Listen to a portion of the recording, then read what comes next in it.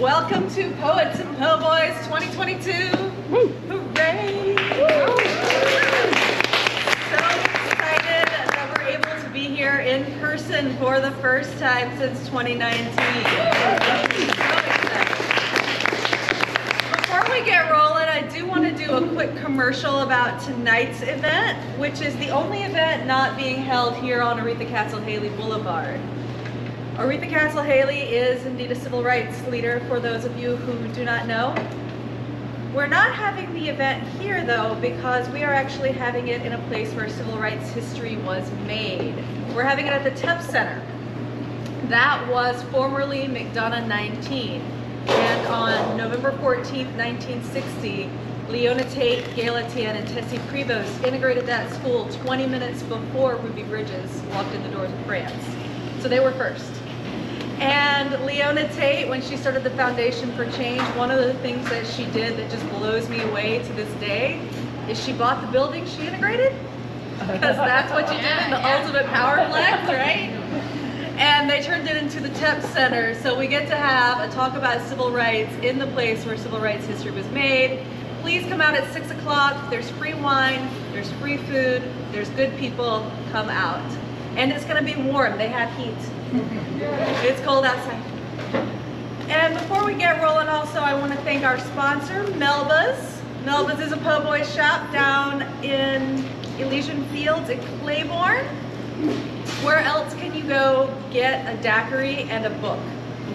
So basically they started their eat and read program. You can buy a book, you get a free daiquiri with your book purchase, and also they bring in local authors to sign and read.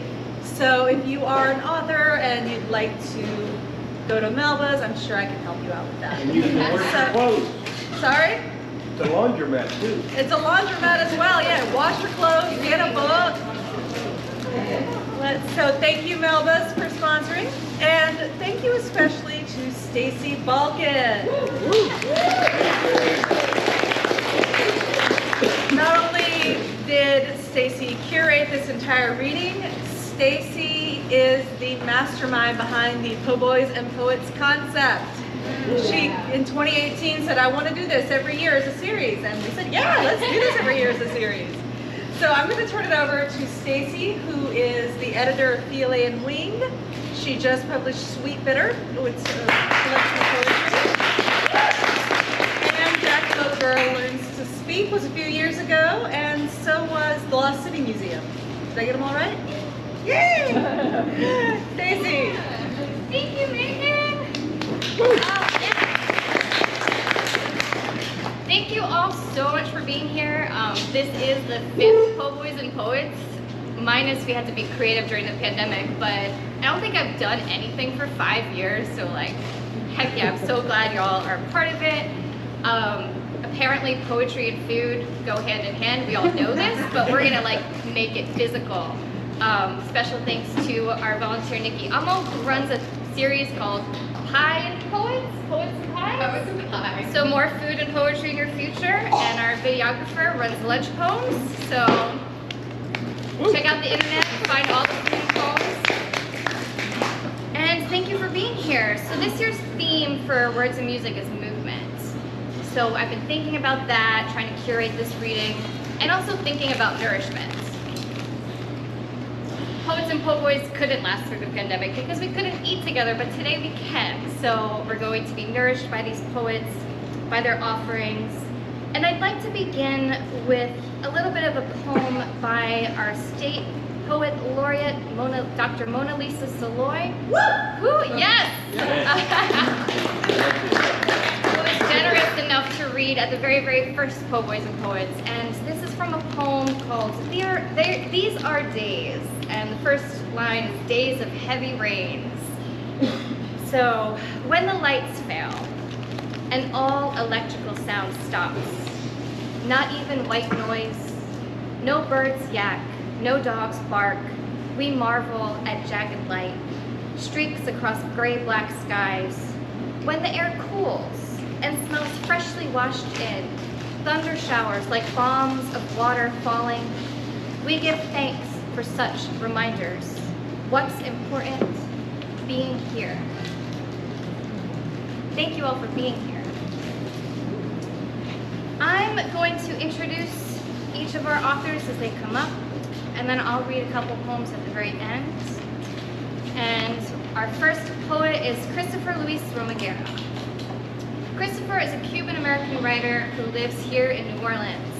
He was born in Hialeah, Florida, and raised in Miami. He has an MFA in creative writing from the University of New Orleans, and his work has been published in Louisiana Literature among so many other stellar publications. You can read his monthly columns at the Plowshares blog, and he's a poetry editor for Podunk Review. Christopher is a VONA alum. He's currently working on a hybrid poetry book about being the first member of his family to visit Cuba after their exile. He's also a fantastic friend to the festival, an amazing performer, a dear friend of mine, and a runner, always with his ear to the ground in the community and an ear to the music and rhythms of the city. And so I run, Christopher writes, to listen to my peoples doing their thing, to shoot my shot until the next time we can all take a shot together in the corner of a dive, when we won't have to look forward or back to see our peoples, when we can fill the streets again, and I can return to my river and take off the bandana and scars be damned, reveal my smile in whatever unveiled home I find myself in. Please welcome Christopher Romaguera. Yeah.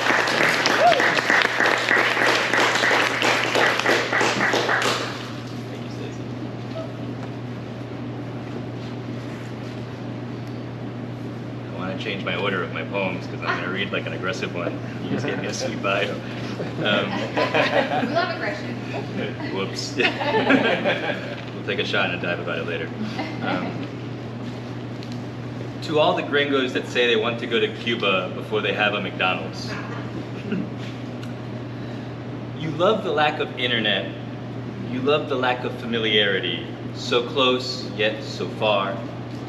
You don't want it ruined by another people getting a chance to be free. Your vacation is too close to being free. Your happiness is currently too cheap to let it be ruined by another person's desire for freedom. You complain of future McDonald's, talk about being there first, before all that. Cuba, Columbus, again and again and again. How sweet of you. You complain of internet ruining the place. Nowhere safe for you or yours. You don't trust yourself with the choice.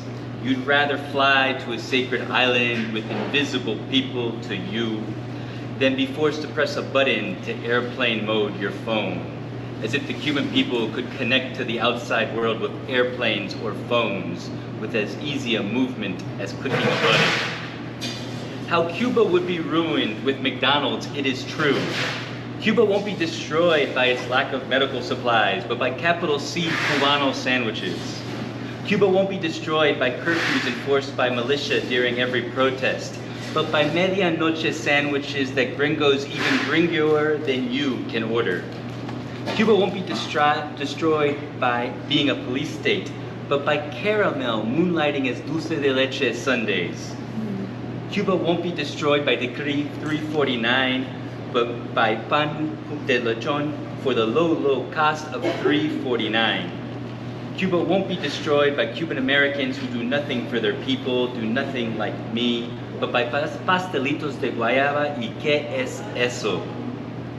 You complain of future McDonald's as if you aren't defecating McDonald's in Cuban hotel toilets, getting the plumbing clogged, Cubans having to snake through the shit. But thank God, thank the Yemaya of toilet waters, it was just McDonald's from America.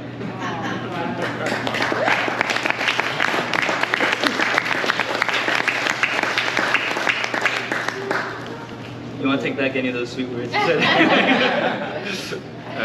That also is moonlighting as a thank you for our sponsors. We are not eating McDonald's today. Rico. The old Cuban tour guides invite me to their table. No idea if because of my partial connection to the island, because I can speak Spanish, because they are bored, or because my loneliness is just that transparent. A loneliness translated through all languages, cutting through all bloqueos. They ask what I want out of this trip as they squeeze more orange onto the yuca, doctoring the mojo, me searching for the words, ideas, hoping that speaking it out in a second language doesn't make me second guess myself even more. What am I doing here?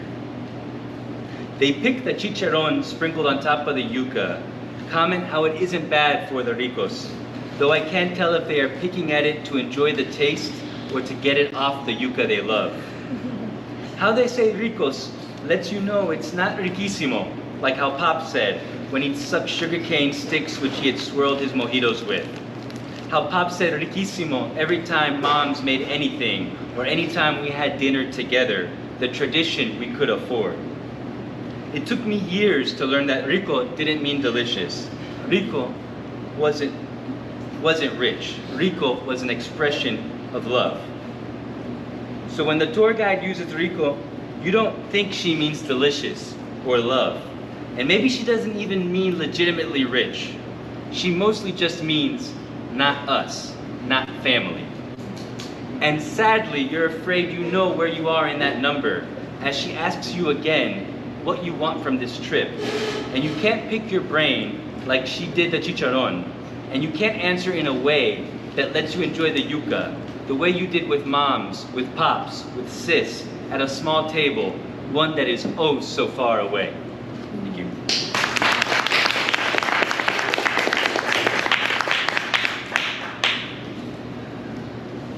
I usually just like to throw the poem out there and do with it as you may, but I guess for this one, for those who don't know, there was an exodus of child exiles from Cuba between 1662 called Pedro Pan or Peter Pan, depending on where you're from. And so this poem is called Pedro and Peter Pan. Thank you. In Cuba, they ask what I write about. I mentioned writing to find something off the page. I mentioned writing to realize what I found. I mentioned what I find walking through the streets, over the rubble, around the hustlers, trying to hustle a life out of this life, out of this arroz con mango. I mentioned this book, and then I mentioned Pedro Pan. Peter Pan, they call it. In Miami, they call it Pedro Pan. The lost boys and girls of Cuba's revolution. The Spanish letting everyone know that the exile from Cuba, that this wasn't an American fairy tale. But in Cuba, they call it Peter Pan, to let everyone know that it was an American fairy tale, stealing children like Ilian, stealing children like they would have La Virgen de la Caridad de Cobre. My father calls this experience nothing. He lived it. Doesn't want to feed into the bullshit of any of it. Selective memory, erasing most of it. The inherited trauma sticking with me. It doesn't matter what they call these lost boys and girls, just that they're lost. Just that they're infinitely boys and girls of a revolution that never ended for either side. But the ladies I spoke to were interested. So were the people at the bar in Havana. So was the artist at Universidad de la Havana. So was the writer. They all were interested. So many lost boys and girls of the revolution, what actually happened to them, what we can hear from them, not the governments that move and lose them like pawns on a cheap chessboard that they decided to steal from us anyway.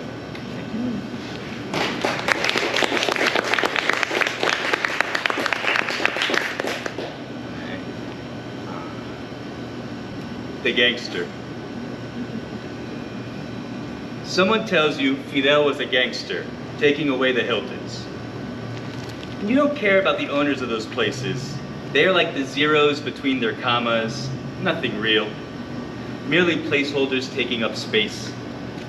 But you wonder how far back the gangster has put you all of you bleeding heart leftists back, by being nothing more than a gangster, filling his pockets, filling our graves, like a petty drug dealer who gets $10 richer a handshake for nothing more than his own wants, an extra topping on a pizza, an extra round for himself, while keeping his family under surveillance forever, while seemingly not knowing or not caring that his kin, that his comrades, that his brethren, that his peoples will inherit the trauma of looking over their shoulder for the rest of their lives anytime they pick up a piece of bread.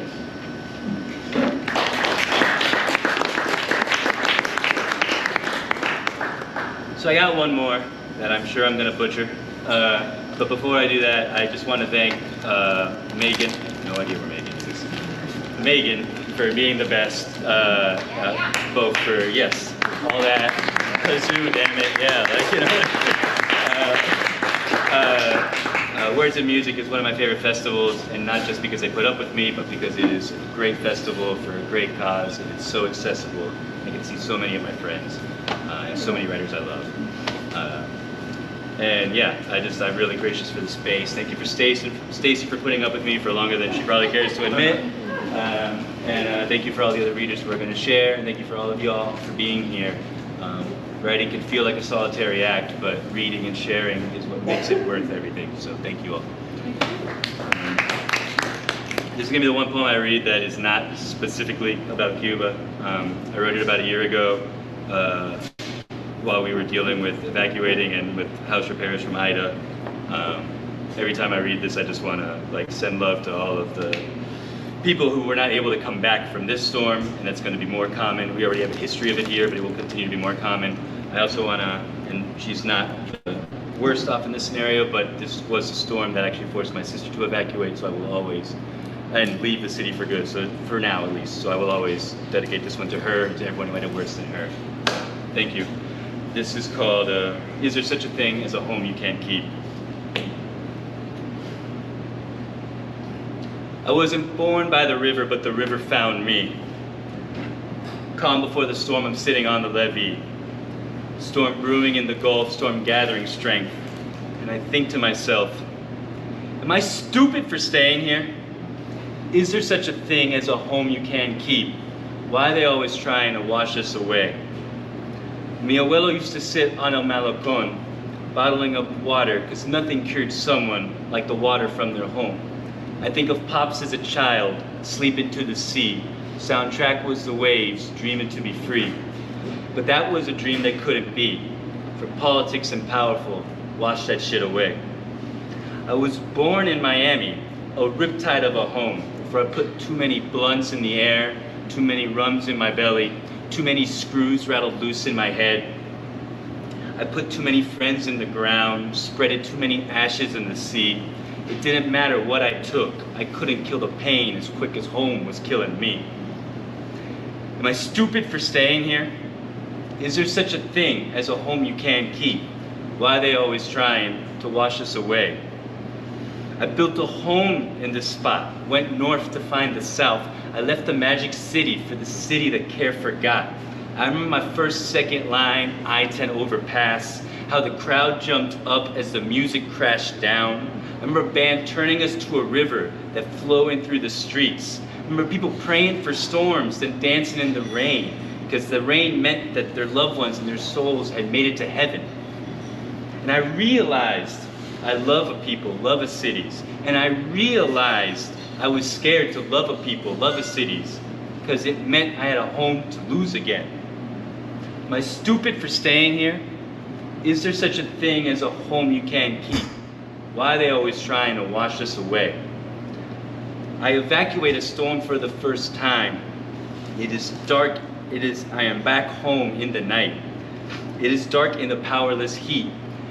And I think about all the things we've lost in this water. I think of the cemeteries melting into Grand Isle.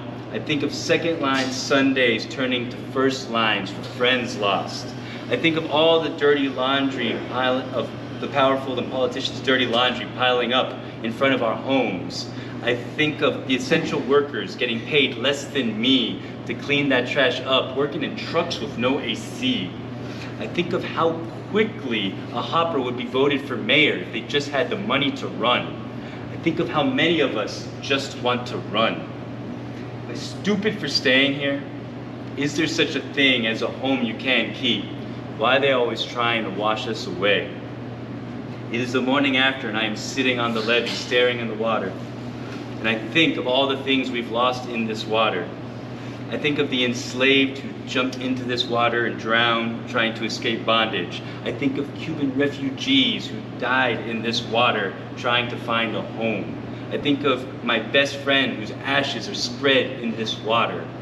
I think of how the powerful and the politicians try to weaponize this water to separate us from them, building a moat to separate us from them. I don't know if I'm stupid for staying here. I don't know if I'm always staying here. I only know that a house is a home that can one day be lost, and I know they're trying to wash us away. So I hope the next time the big storms come, that we could feel a little bit of that water, and we could feel our ancestors in that water, that we could feel our loved lost ones in that water, that we can feel our peoples in that water. For if we do, we know that when that big storm comes, who they gonna wash away, so that us, our loved ones, and our lost ones all can finally have a home to stay. Thank you.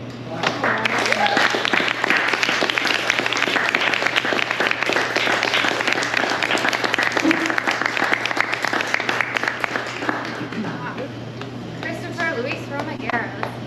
Let's give it up for him one more. Thank you.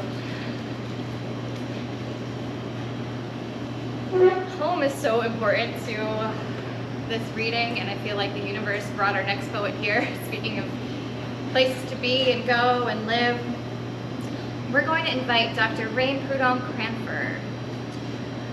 Rain is a fantastically queer, disabled poet, scholar, teacher, musician, artist, centering Louisiana Creole culture. Rain reads too much, drinks too much black tea, watches too much sci-fi fantasy, and celebrates her battle with obesity, lupus, and resulting hair loss with too many tignons, too many hair colors, and I made an edit here, the greatest selection of beaded earrings. She's the author of Miscegenation Round Dance, among many other incredible books, and is an associate professor of English, creative writing, and international indigenous studies at University of Calgary. Rain is also executive editor, publisher, and book doula of That Painted Horse Press. Her academic and creative works have been published widely in scholarly and critical journals, including Undead Souths and Swamp Souths, which are two of my favorite Souths, and Bolvancha is Still a Place. I first heard Rain's poems at Ladyfest in the lower Ninth Ward almost 10 years, maybe more than 10 years ago. Rain is such an accomplished author, creatively and critically, and never turns away from doing the good, important work. The musicality of her verse is unmatched. I'm gonna quote a little bit here. Don't mistake lyric I make silky. Thrums of rhythm and out-of-way bars on wrong side of Bricktown, she sings. The key is red, I am red clay girl. She is grateful to work on the traditional territories of the Blackfoot, Siksika, Piikani, Kainai nations, and Stoney, Nakota, and Tsuut'ina, and Métis Region 3 peoples, but hopes to return home to the peoples and communities of the Gulf South. That's us. And we are so happy to welcome her here with us today. Please welcome Dr. Rain Prudhomme Cranford.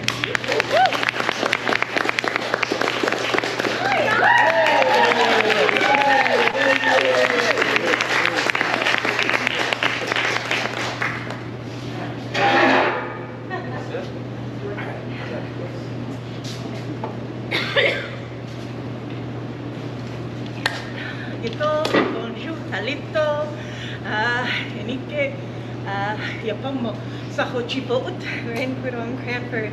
Hi, y'all. This is my first reading in 3 years.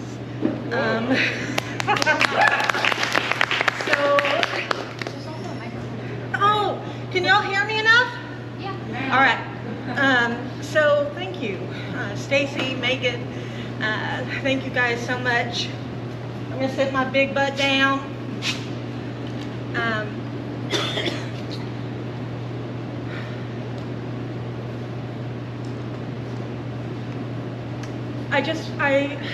I want to say I greatly appreciate. Okay. I'm nervous and I can't breathe. It's been a long time, so it's good to be home. We're actually home taking care of my mom who's ill. So this was our venture out after several months of caretaking, and my partner's been wonderful. and I get to read with Kelly Clayton, who is a dear, dear, dear friend, and see family and relatives, so I really do express my thanks. I'm going to read 2 pieces from my first book, Smoked Mullet Karate Memory. We're selling books, y'all. Help us get money to drive home. I have books from the press. I got books of mine. I'm going to read 2. There are recipes in this book. The beadwork is by my sister. The beadwork is always by my sister. She's amazing. And a little bit from the new book. So I have no plan, unlike Chris, who was amazing, and unlike Kelly, who is amazing. But I think where I'm going to start, if I can find it, is a piece called Little Fat Girl.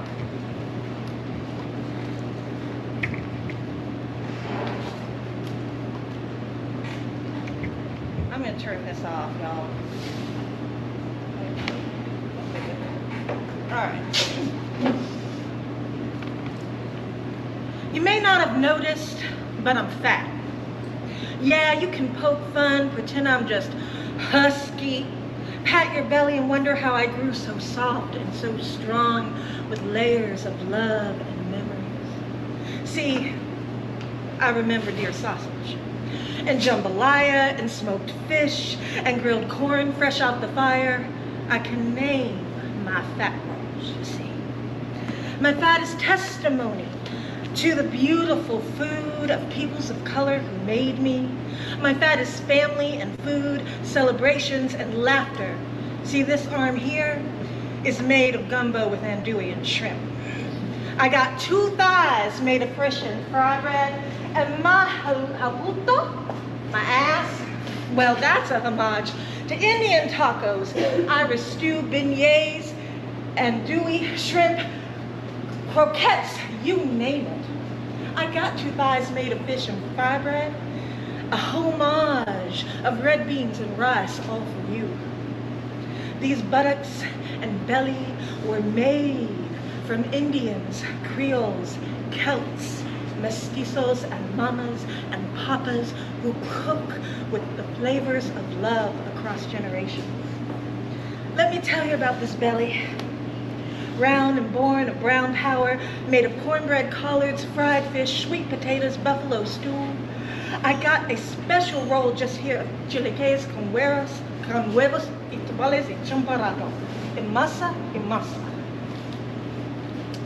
Oh, they put me down on the playground. Little fat girl, too light, too brown, too round, chicalachepe, a la tecnia, gordita, fat girl, little fat girl. But now is the time I stand before you devoid of crime, save the one. The food made of love, born from mixed blood, métis, mestizo recipes, bleeding red fish memories and fried bread dreams, into the power of my resilient flesh. Chicalachepe a la tecnia gordita, I am padded and I am strong. I move like thunder as I sing my song. I might be too light and not brown enough no more, and definitely too round, but ain't nobody gonna keep me down.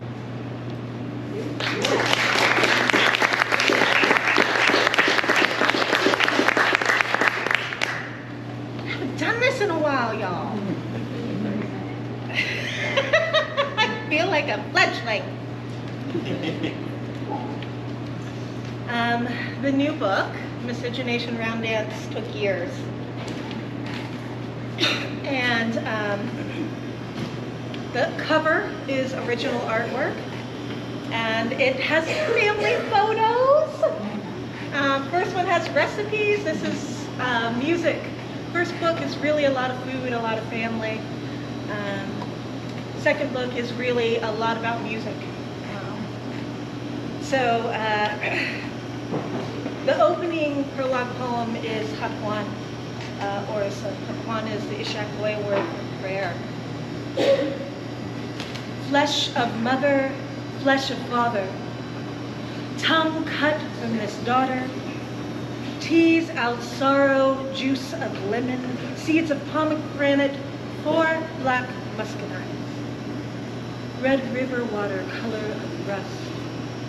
Sea salt and turtle claw, fisher crowfoot, white egret feather. My dead right ovary. Buckeye and sassafras root, witch hazel and mint, red dirt and soft clay, ghost memory of his seed. Like 3 candles anointed with ashes for prayers burned in supplication, add rue made from 46 years of tears and pound of my belly fat. Add moontime blood. Our medicine is combustible.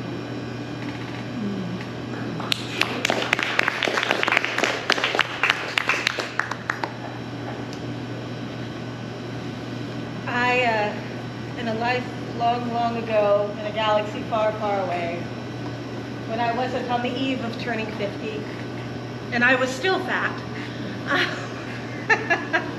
I was a blues singer, and I really miss it. So sometimes I write music into poetry. So we will see what happens, and I make no promises that it will be good. This is a piece called Muscle Shoals Kind of Love. Those of you who get the reference, my students don't. And it was written in honor of one of my mentors in graduate school, Honoré Fanon Jeffers.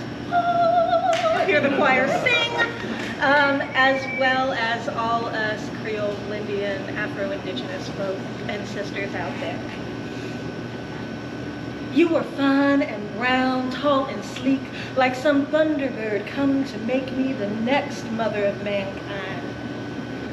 And boy, did I bend, learning to preen and caw, cry and sing a warbling call for this love born of memories and music and pain. Street corner love affairs, how you met somewhere when we was young, boy. Saturday, Sunday, no worries of Monday, having fun, yeah. Knowing you was wrong for me, but focused on our bodies, poetry. Oh, this was our sound, riding from Florida to Alabama to Louisiana, tires crying, radio railing, spirits tailgating, when Percy croons as I think, baby, please don't treat me bad. But the land we travel is a beaten trail of tears washed in blood, keeping dirt red, 'cause more than one kind of rain has fallen here. Some like tears full of salt, some thick as blood dripping down trees like black sap. I was young and round, running from music and memory, tied to my heels by umbilical cords that can't be severed, and you were the promise of sweet, sticky heat, burning through lusty late-night car rides, parked on the corner as Aretha moaned the truth of you into my ears. You a liar, and you a cheat. That is our song, too. Street corner love affairs, how you met somewhere when we was young, but Saturday, Sunday, worries of Monday, having fun, oh yeah, knowing you was wrong for me, focused on your body's poetry. Oh, this is the red black, where the red clay meets black tar pavement, and the earth herself shuffles and moves to a rhythmic shuffle step of bump and grind, homegrown in shell-shook call and responses, peppered with field gospels and chain-cried blues. This is a deep body ache, a get up and move groove. This was a muscle soul kind of love.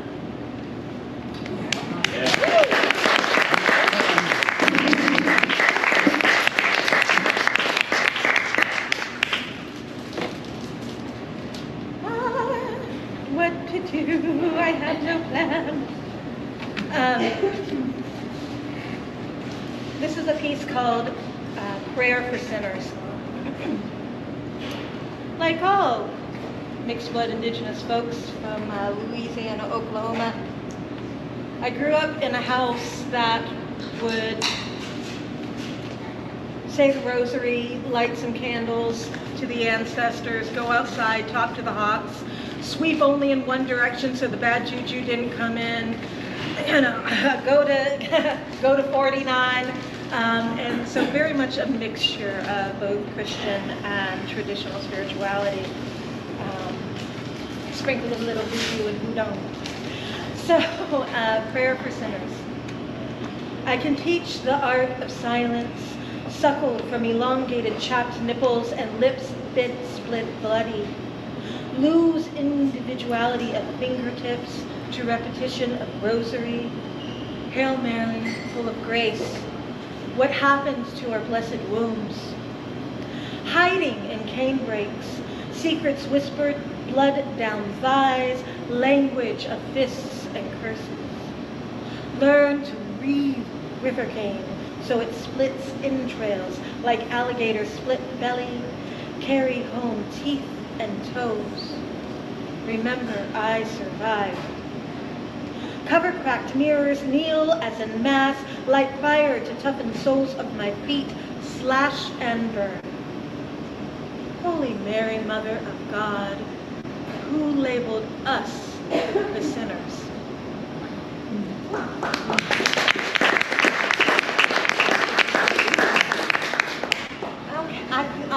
I'm gonna try to decide. I'm gonna, I think,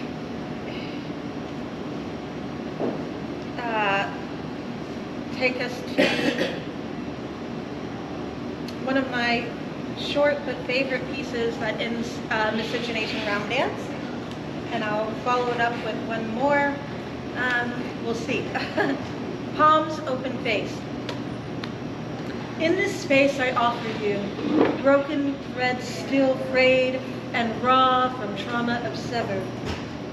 I give you palms open faced, remnants of a rooted place. Salt water slipping through fingers, river mud caked into my lifeline, a leftover muscadine skin, and 4 loquat seeds. When the earth begins to shake so loud I can no longer hear, echoes of shells shaking, stomp dancers and leader calls, in southern wind ebb and flow, and grass blades cease, vibrating, delta blue rhythmic moans against the soles of my feet. When waters they rise, oil slick, you can find me in spring bayou, tying cursing knots and cotton mouths.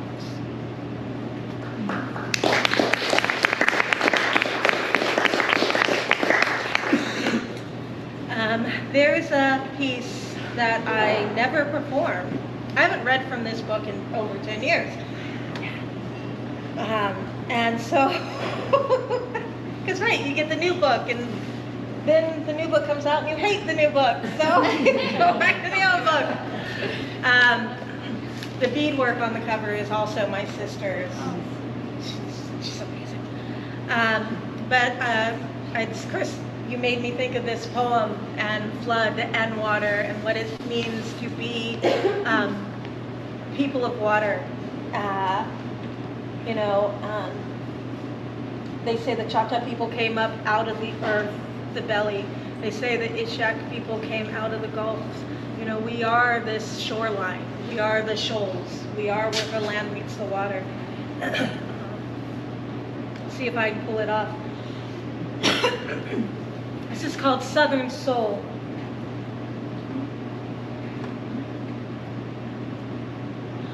Do you see? Do you see?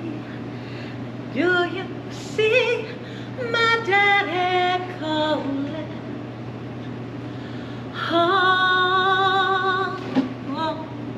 calling me home.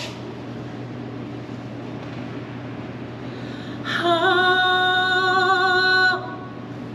calling me home.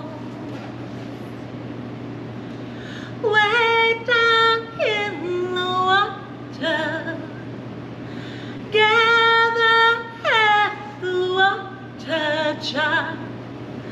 Way down in the water, lay down with the tide.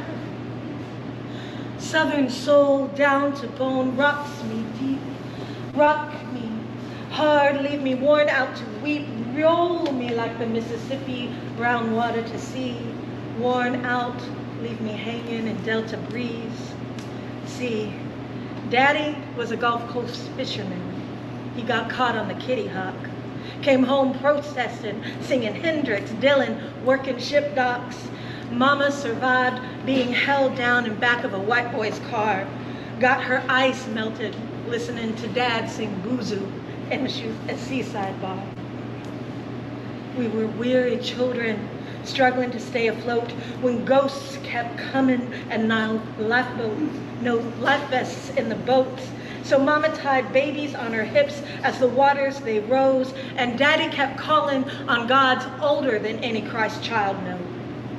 So we roll with the water and we rock deep. We roll with the water, we are worn and we weep. We're jumbled as the Mississippi water flowing to sea. We wash up, hanging in Delta breeze. But do you see? Do you see? Do you see my dad calling? Home, calling me home. Home, calling me home. Way down in the water, gather at the water jar. Way down in the water, lay down, lay down with the tide.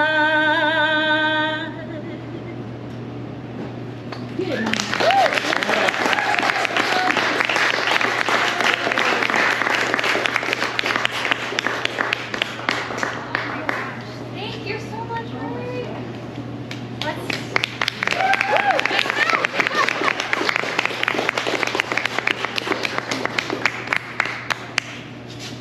It's hard to breathe after that. And now I have to talk in front of y'all. Thank you. Thank you all for being here and for everyone's offerings. Whew. Do we need a minute? Are we good? Oh, I'm so excited. I'm so grateful for Rain's words and that Rain introduced me to Kelly Clayton, who's our next poet. And I love, love, love words and music for bringing words and music together and allowing writers to also be all these other things that we are, right? Kelly's coming to us as a writer, poet, playwright, and workshop facilitator. She's a Louisiana Creole with roots 15 generations deep. She returned home after 20 years in New York City, spent teaching herself to write. Though she dropped out of high school for creative reasons, 4 sons, she kept pantry and bookshelves full, like a lot of us, by wearing many hats, working as a waitress, line cook, publisher's assistant, exotic dancer, and event producer. She's also a Vona alum, Hedgebrook alumna. There's bears there, y'all. And her work has been published by so many places, including Future Cycle Press and Random House. Kelly was awarded an artist residency with the Acadiana Center for the Arts for the production of her play Dancing with Aurora Borealis. Kelly develops and teaches bespoke writing workshops in Louisiana schools, for the Lafayette Juvenile Detention Center, and to groups of formerly incarcerated adults. We're so lucky to have her visiting us this weekend from Lafayette, especially because Words and Music Festival and One Book One New Orleans keep those same concerns close.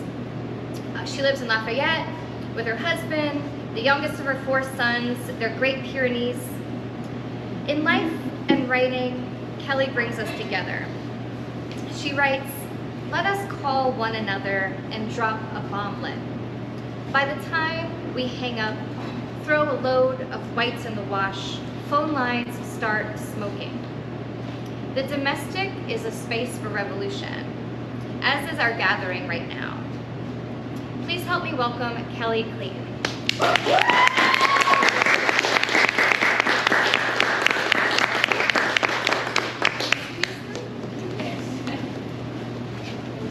Hey, how y'all doing?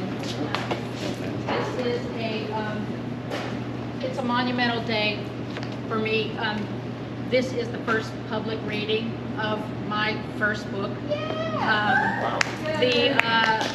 The woman who was the doula for this book is Rain. She is my publisher, and I'd like to thank her because without her, this book would have never happened.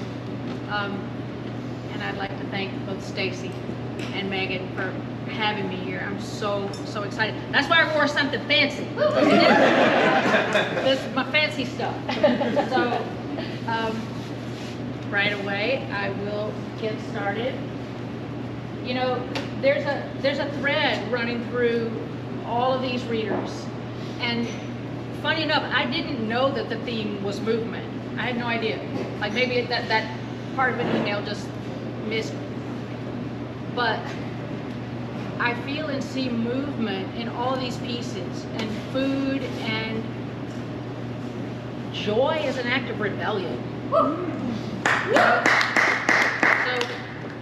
I'm going to start off with a piece from my first book. This is it, Mother of Chaos, Queen of the Nines. I have it here if anyone wants it. It's called End of the Month, Red Beans and Rice. Between shifts, I go sit at church. It's peaceful, quiet, free, air conditioning. Kneelers are good footrests. Every bowed head in this joint's wearing a net. Mary got a job too, standing glossy still, while old ladies shove folded dollars in the tin box by her knees. They push buttons, light electric candles, and they pray. Get the law off Linda's man. Watch over Uncle Boo's MRI. Can you make Ernestine's wild daughter stay at home? And need money. I'm so tired of end of the month red beans and rice. I bet Mary really feels for customer service. I wonder if she walks Jesus over by Temple Shalom on Wednesdays and every other weekend. I hope she don't pack clean robes. God can damn well buy extras to keep at his own house. You think he drives Jesus home hours too early or too late? Pulls up on the curb at Sacred Heart, honks his trumpet for Mary to come outside like common debris? Or does it work beautifully for them, like it never does for the rest of us?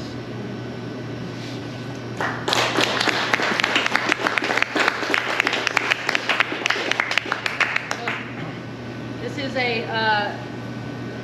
it's a fantasy scenario of the goddess Oya, right before Katrina. And I don't know if many of you know, the goddess Oya is that one. She's kind of like whatever, my guardian angel, because she's the goddess of hard-headed people. What she will do is tear your whole life all the way to the ground so that you can then pick it up, mix some water with the ashes and make something else. So this is called Oya Dances the Bambula, Congo Square, August 2005. She saunters on break from steering fortunes in the marketplace. Her barefoot steps onto the circular bricks, St. Anne and Rampart, where timelines stack atop one another, gossamer transparencies. Place des Nègres, la place publique, place du Cirque. Transient labels for sacred space named by the people. Congo Square. Choctaw boys play raquettes against locals. Folks spread blankets, selling onions, collards, turnips, grown between squeezed sunups and sundowns. Mina, Wolof, Igbo, Creole gather under self-appointed spots. French Quarter bottle cap tappers mingle under layers of electric girls just there to twerk. Musicians ready the conga, the beat sampler, stool drum, synthesizer, bongés, and a horse's jaw, which will be played by a bone. Rain bullets her scalp. It rolls down her neck, settles into her collar hollows, holy water fonts of her chest. The people dip their fingers, cross themselves. She turns, accepts a curtsy from Sister Katrina, then, skirt in each fist, snaps it upright, her arms out. The crowd dies. Silence, the length of a lightning strike. Then, drums paddle jump the collective heart, and they begin to move in sync with Oya's machete. She cuts the stillness, spins the wind and water, newspapers and plastic Mardi Gras cups, tillons fly, releasing curls and locks of inky silk. Gusts lift the 9 scarves at her waist, one for each child she's lost. She dances with the storm itself. Sorrow holds hands with hope. Faster and faster, a child's toy on a sidewalk bumped back to the center by the family ring around her. Oya whirls, she runs and she jumps. Her sweat rises and becomes the ring. She tears it down to the dirt, clean, for the people, a place to build something better.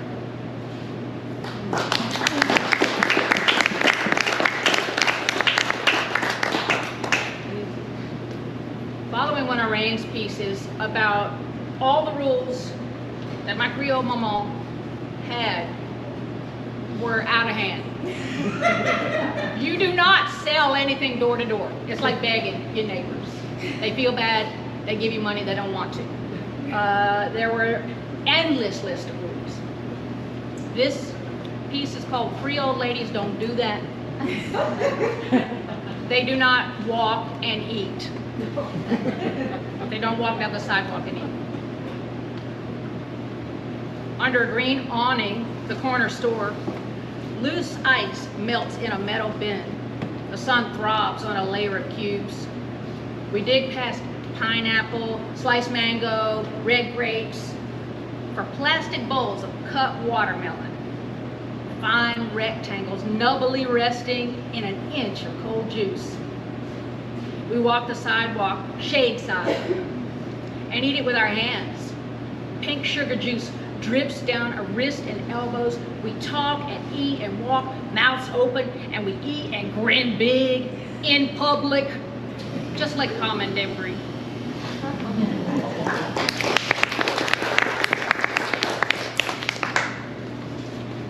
So I know that I noticed when I got here today that there's a theme going on in a lot of my work of a girl finding herself in this world. And it wasn't until the pandemic and coming out the other side that I realized the girl is now a woman. And so this next piece is about the journey of becoming. It's called A Girl Turns a Doorknob. Dimpled hand hovers over an amber doorknob lit from within, and a sign reads, "Free joy bubbles, no tricks, safety guaranteed." A girl has no nose for map finding. She slaps her inner compass on ivory thighs purpled with fingertips. The arrow swings in circles, hides coordinates, gives directions like a New Orleans native to a drunk tourist. Dimpled hand casts a shadow of supplication onto door sign. She hesitates. Could this be the city where upon entry, a girl drops her unwashed fear cloak into an incinerator labeled laughter? A girl spots iridescent fish scale armor at her feet near a copy of worldwide bestseller Special Air Services Survival Handbook. Will Vera turn her away? That must be her name, the woman who commands this place. Though she read the words somewhere, the girl has no nose for veracity. Dimpled hand reaches out and then sinks. The beast always finds her. Footsteps pinballing down a long hallway. A girl's bravery lies in her belly bottom. A snarled net of seaweed and hooks and naked angelfish gulping poison air. She whispers an SOS to the 7 ferocities. Oya, Kali, Mamiwata, Ishtel, Anat, Demeter. A girl has no nose for cemented fate. Her prayers waft through sons and daughters who never found the keys to their unlocked cages. Forever captives with phantom keepers. They still chant, stay still, keep quiet, it'll be over soon. Dimpled hands shoved in pockets. She starts to walk away. She stops and counts and realizes, wait, she only named 6 ferocities. So she lifts the armor, tucks the book under her armpits, steadies herself. She breathes. A girl fills her lungs with vanilla, smell of new socks, her son's sun-warmed hair, goose down comfort at the base of her man's neck, which she calls my chin cup. Now she knows. She drops the armor and she stands on it. The scales cast light up through her toes, Aurora Borealis under her feet. A woman has no nose for animal slaughter. She is the 7th ferocity. Strong-veined, grown-ass hand grabs an amber doorknob, turns it, steps inside, and leaves it wide open.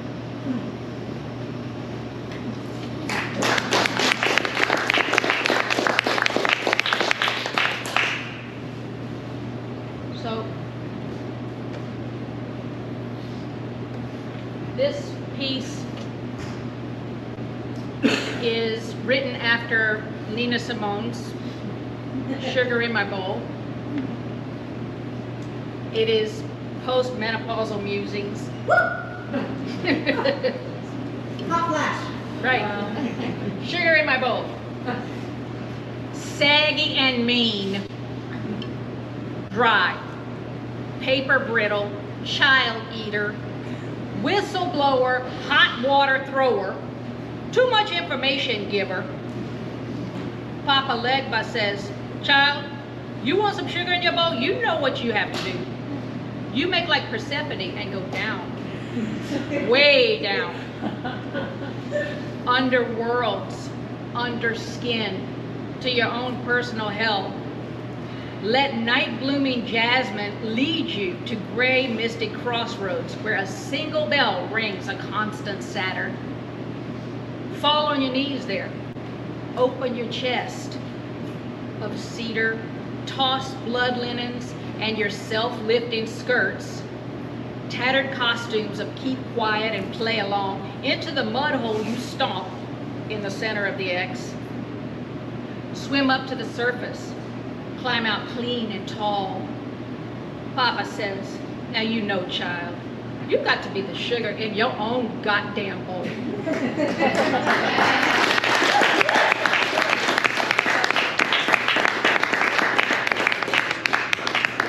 So this last piece is not in the book. It is actually in this Louisiana Creole Peoplehood. This book is awesome. It is call and response from academics and poets and writers. So really, really interesting. So much fun to do. Again, thank you, Rain, for inviting me to do that. I often believe that that our ancestors hopefully can't see us all the time, that'd be rude, but have some hand in just putting down breadcrumbs sometimes for us to find our way, because it's so easy to lose your way. And this piece it was inspired by a dream that I had recurring of searching through a big house where I couldn't find something. It's called It's Not the Weight, but How You Carry It. So, black butterfly hinges close their wings and the door claps the wall. I enter the room, stoop to look under the bed, and then I crawl to the armoire. Nothing. I search the White House with the dark green shutters every night. Each arrival is my first. Room leads into room. There are no hallways in the White House. Soon, I come to the drawer, the stuck one, and I pull it hard. An envelope is there, addressed simply, the prodigal daughter. I open it with a pearl-handled knife, and the letter says, nights when you can bear no more, come to us in silence. Out the cypress door, past the coops and pens, over to the rope swing in the magnolia. We will come, girl. Wait for us.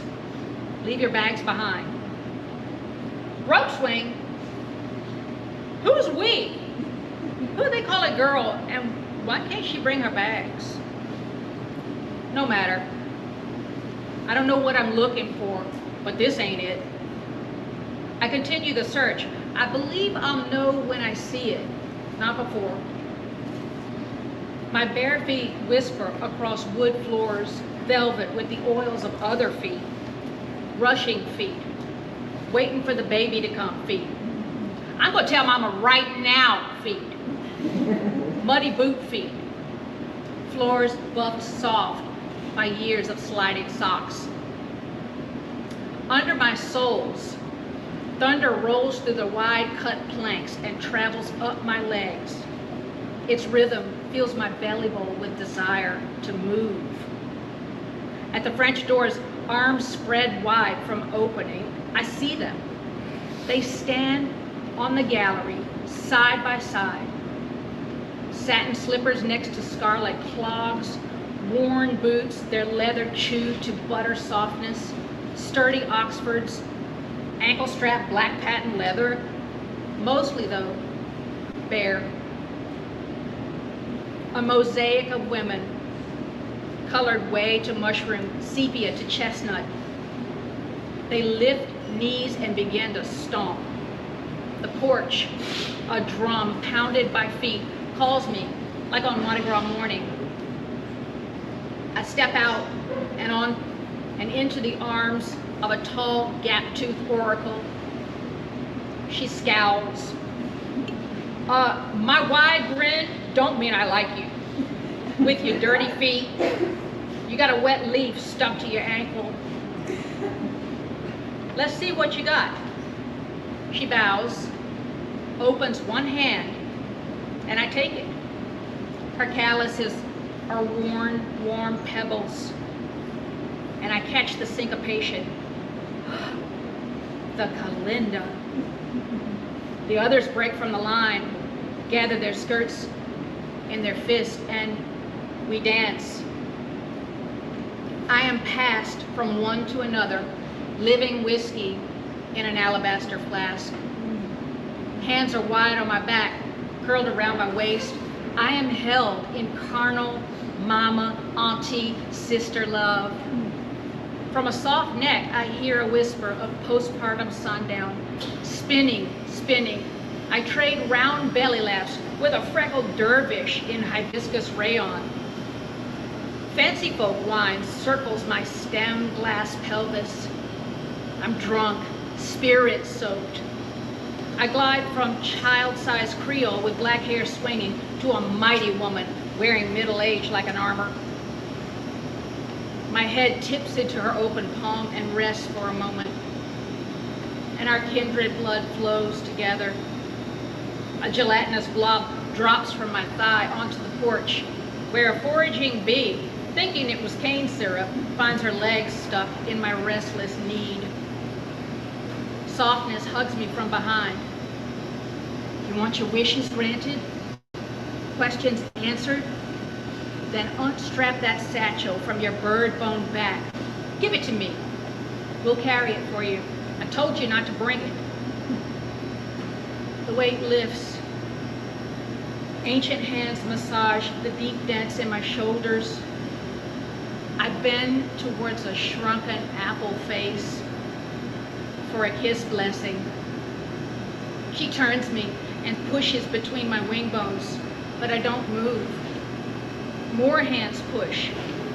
I take each step toddler style, one at a time. But when I reach the front gate, I don't look back because I don't need to.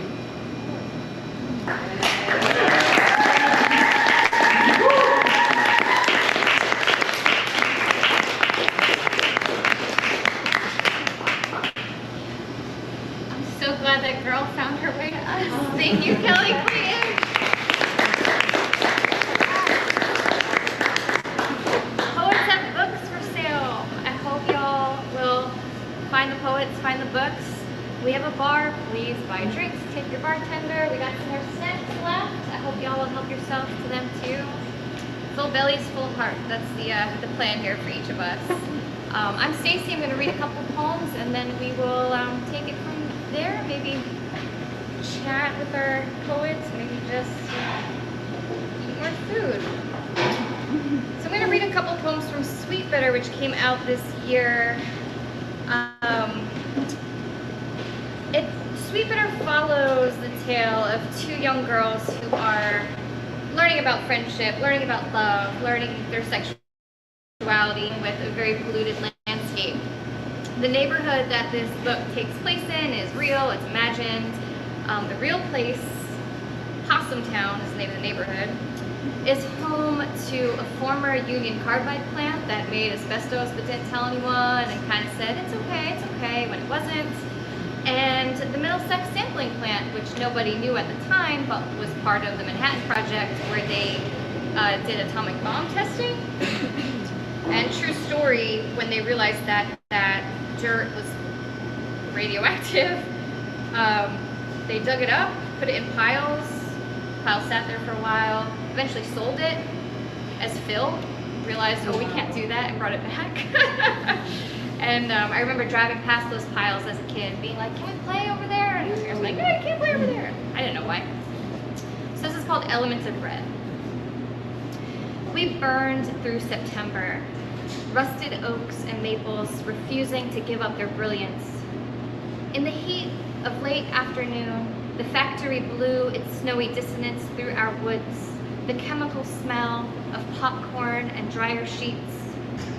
She was apple child, and I was a fistful of clover, until I got a splinter from her swing set, and she ran away screaming, terrified of AIDS, because by second grade they taught us to fear each other. I skipped church to climb trees, a possum girl, and none of us knew about the radiation or groundwater or how the rectory was built above contaminated fill. If we could leave it all behind, simply step into a painting, we may not choose Arcadia. We could be capable of anything, or maybe just tumored, paranoid. Well, if you have lost your mind, blame Union Carbide. Blame the atomic bomb, Alan tells me. It's not my fault. We were all baptized above radioactive dirt, given bread and told to stay away from blood. As far as I know, that river never caught fire, but our throats itch, rough enough to strike a match.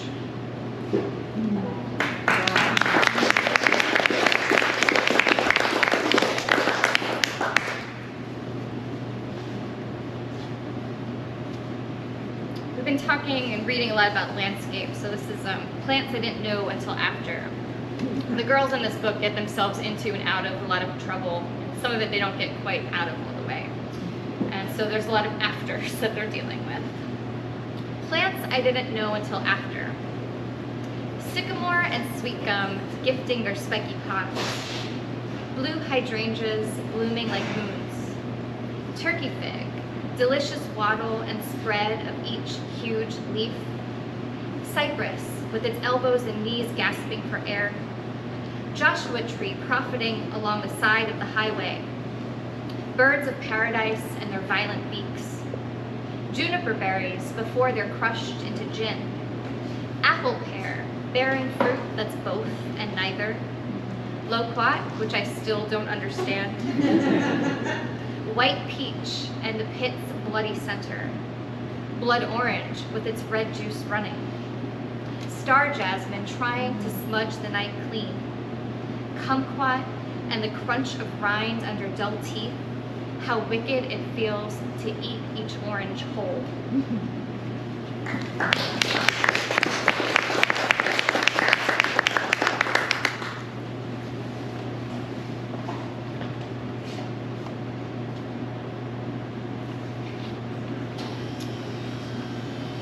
Just gonna do 2 short ones from here. In the Forest. So this book kind of takes all these stories that these girls heard growing up. They're bad Catholics. They had those stories, they had fairy tales, and you know, they were told like everything's fine, this is the woods, it's beautiful, and it was actually quite dangerous. So in the forest, we were storied, we were mud, rooted into branch, atomless, pond scum. We were not abandoned, not boys hunt, girls sew, but river otter and acorns. We were boar hunters run wild with electric charge. Riding crop, we were riot, rushing past the dropped fruit. We could sing poorly, but loud, tangled hair and chalked lungs. We were baptized above radioactive dirt. We were bicycle chains, daisy chains, grass stains, more than crumbs left for birds. Mammalian, marsupial, we could swing from high on the highest branch and break the surface of the creek. We did not dream of escape until we did. Each tree a girl who couldn't scream, our bones ringing like bells.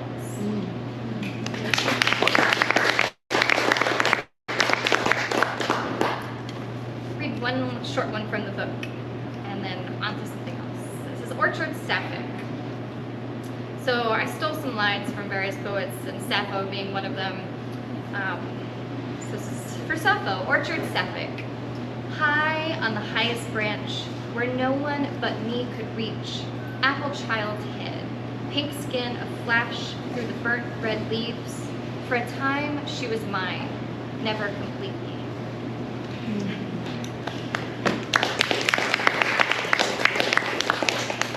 So this book is kind of interspersed with those little bitty fragments, and there's a lot of erasures from songs too. I feel like so much of what we understand stays with us in fragments, so this book kind of has a lot of fragmentation to it. I'm going to end with Benediction, which I think was my first post-mid-pandemic, first poem written once the pandemic began. And it's kind of my calling to bring us all together home. keep in mind the bad Catholic, benediction, at the corner of Bayou and Broad.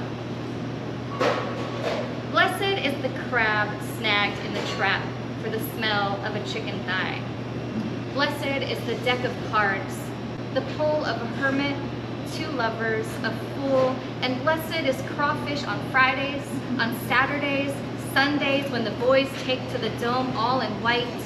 Blessed is the bartender, Al, who walks his dog past my house, but will never pick herbs without asking, waiting instead for me to insist.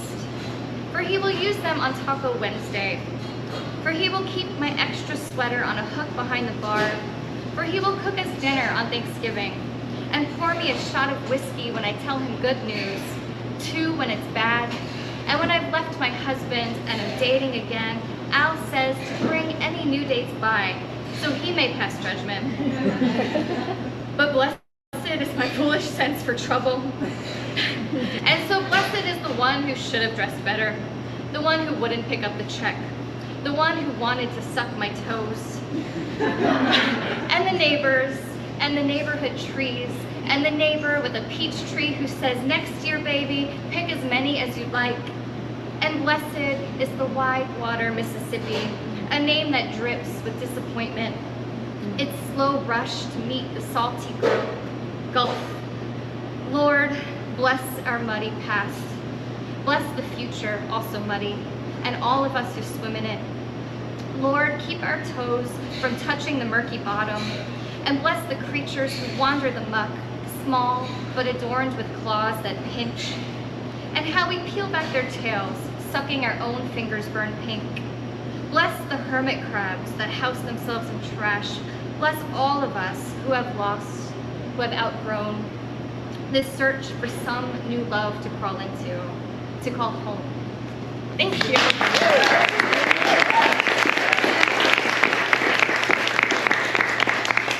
Poet Stacy walked away and MC Stacy's back. Let's give it up for all of our poets.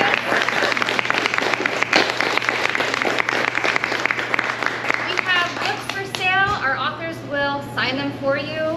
I was once told, welcome to poetry where tens of dollars can be made. So please give our poets their tens of dollars. They need to eat and drive and do the things that we all need to do. Thank you all for being here. Let's give it up for Megan and One Book, One New Orleans and Words of Music Fest.